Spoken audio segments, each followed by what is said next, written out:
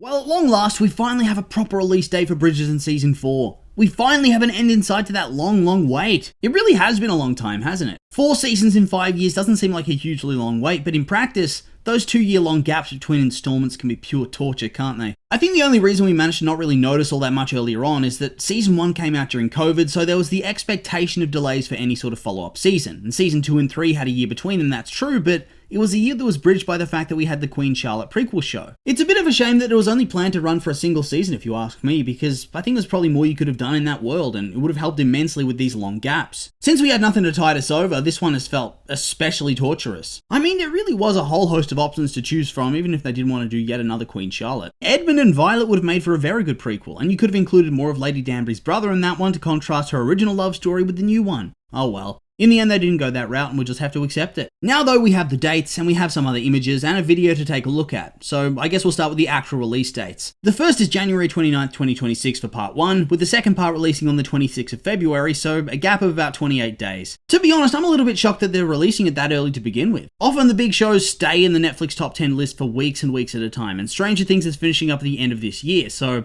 I figured they'd try to milk that for as long as they could before they release yet another big ticket item. Guess not. However, from what I can see, the reception to this is a little bit mixed as well. More in regards to the almost month-long gap between part 1 and part 2, and then also the length of the season in general. I have to say that from a business point of view, I do get it. I really do. They're going into this to try to make money, and Bridgerton is one of their best draws in this day and age. If you look at the Netflix top 10, you'll see that both season 1 and season 3 are in the top 10 most watched shows of all time on the platform, clocking in at number 5 and number 8 respectively. I'm sure if you looked even further than that, beyond the top 10, then season 2 and Queen Charlotte would also probably be ranking pretty high. Regardless, the fact that the most recent season is in the top 10 would suggest the show has a lot of hype and momentum behind it. It also means it's far more likely to retain subscriptions or bring back lapsed subscribers that are going to get the service specifically to watch the show. So I guess you look at it from this angle, right? You want to milk as much money out of the consumer as you can, which is preferably going to be for 2 months worth of payment minimum. Of course, they want you to stick around forever and keep paying the money, but this is their worst case scenario, right? So you sub up on the day, the 29th of January. That means you have it all paid up until the 29th of February, which doesn't exist in that month, and so it gets pushed up to the 28th for the second subscription cycle. By the time the second part comes out, you've only got 2 days to watch 4 episodes before you have your subscription renewal again, and so you're really up against the clock. They rightfully assume that not everybody has the time to binge watch a show at the moment it releases, and so even though they could split the season across multiple months and therefore force you to pay for more, they know that would get them called out. So instead they stack the deck to try to ensure that as many people as possible fall into their web. On top of that, if you're a person who likes to remember every little bit of those previous seasons, they likely will have gotten you all ready for those 2 months to begin with because you subbed up even earlier to get those first 3 seasons to watch. In that respect, it's clear why they use their big shows like Bridgerton to try to ramp up their revenue. Don't get me wrong, I'm not a bootlicker. It's so annoying and it's really sly, but it is what it is. It does make sense for them to do it this way, and so our complaining is never going to change it. However, I do think it has some benefits from an enjoyment perspective, particularly when engaging with the fan base. I think one of the big drawing features of Netflix compared to a lot of the other streaming services and distributors when it comes to the realm of premium TV has always been that their original content's dropped all at once. Yeah, they might do the split seasons for big hitters like Bridgerton,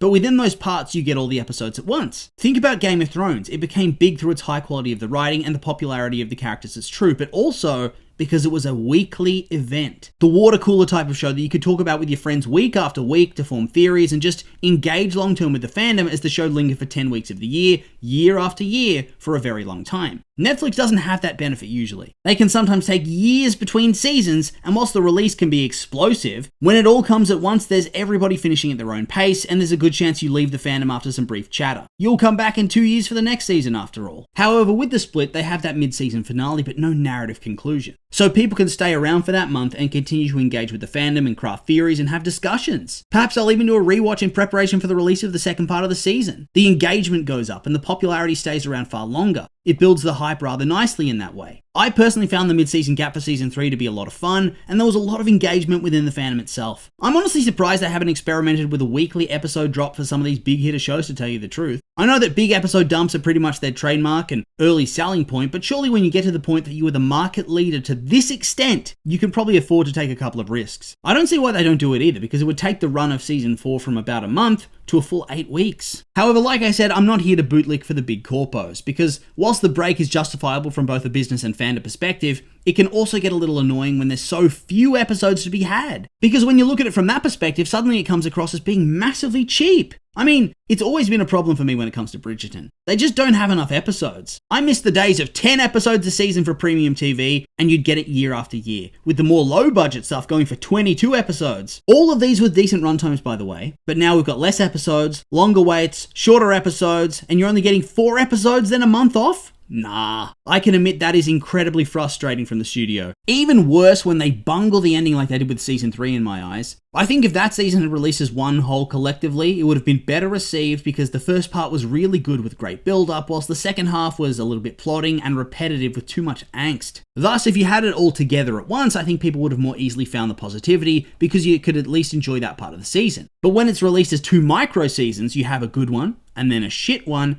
and it really tampers down on the enjoyment factor, at the very least it did for me. Hopefully they're able to stick the landing with part 2 of this season so we don't have to go through that again. Okay, so there's a little bit to discuss for the show in terms of what we've seen and what has been recently been released or talked about. As part of the release date announcement, they released a little video of, I guess, Sophie and Benedict at the Masquerade ball, although I have seen some comments saying the clip of them going up and down the stairs is just the repainted set of the Featherington house. If that is the case, then legitimately this is just some promo footage and thus really means nothing other than vibes. Still looks cool though. There are also shots of them really briefly flashing across the screen at the actual ball about to dance, giving us a bit of a better look at the costumes at the very least. Previously, I've not been a massive fan of Sophie's outfit and mask, but here I actually think it looks good. Benedict's, I still think it looks like it came off the rack at the back of a discount party planning / costume store. Not exactly the best in the world, and it looks astoundingly cheap for a character this rich, but oh well. They also have that shot of the glove at the end on the step being left behind, and so yeah, they really are leaning into those Cinderella vibes, aren't they? Hopefully though, he doesn't go full Prince Charming and take the glove trying to force people to wear it. When it's a magical glass slipper in a fairy tale, I suppose that's one thing, but when it's just some dude going around with a silver glove demanding somebody try it on so he can find a lady he met once at a party,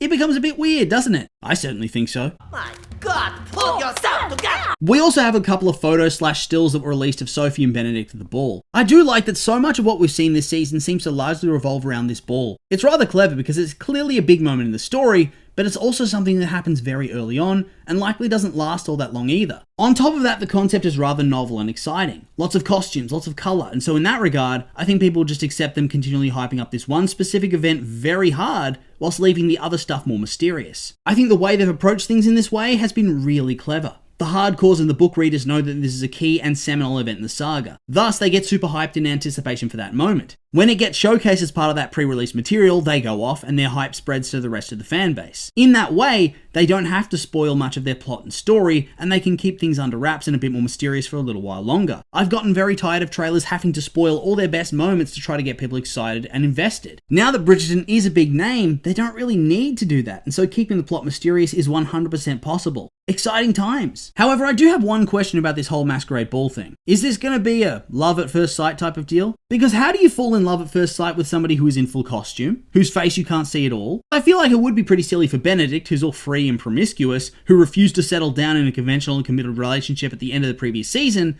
to suddenly turn around and say, oh, actually, I've fallen in love with a girl in a silver dress with a mask on, simply by looking at her from across the ballroom. To me, that would instead make him seem like more of a fashionista that likes her costume, and it'll be hard to take seriously. Thus, I'm curious as to how they're going to play this out. However, that being said, part of me does remember a previous clip or photo of Sophie staring up at a chandelier, almost in wonder. So perhaps it's going to be framed as Benedict noticing that and being entranced by the idea that somebody in their social circle could be enraptured by the beauty and splendor of their world, even long after he himself has become desensitized and jaded to it. After all, is he not an artist at heart? I know they've well and truly pivoted away from that character beat across the course of season 3, but I still think it's in the core of his character. Artists are often capable of finding beauty in the mundane, and so seeing this might attract him to her at first. I'm not trying to say that a grand masquerade ball is mundane, but I suppose it would be to an upper crust toff since everything's relative, right? Thus, I guess I could see him being lured in by that, but then him falling hard because of her personality, outlook on life, and the conversations they share before the night's over. Since this is a Cinderella story, he'll go on his grand quest to try to find her, dodging other romantic entanglements along the way, no doubt. After all, would it really be a season of Bridgerton without a largely pointless love triangle to deal with? Listen, I'm all for drama, but at a certain point, There needs to be a shift in how you build said drama. They go back to the well way too often. Simon, Daphne, Frederick, that was the main one in season 1. In season 2 there was Edwina, Anthony and Kate, which gobbled up a whole heap of screen time. It was probably the love triangle that was the most heavily featured because the romantic rival character was important to both lead storylines. Last season we had Debling, Penn and Colin, with Cressida also briefly getting involved for a Cressida-Debling Penelope storyline too. It just gets to the point that it's way too much. Then there's also going to be John, Francesca and Michaela, which was set up at the end of last season too, but that one was really unavoidable, wasn't it? Don't get me wrong though, I am excited about the show. It's been a long time coming, and to be in the final stretch is such a very good thing in my eyes. Plus there's also the promise of a pretty interesting team up in the works. In one of the blurbs that was recently released, we got some interesting information. Most of it we already knew, but the fact that Benedict's going to recruit Eloise to try to help him find out the identity of the Lady in Silver promises some true shenanigans. I think the dynamic between Eloise and Benedict has always been extremely popular ever since they were sitting on the swings at night during season 1.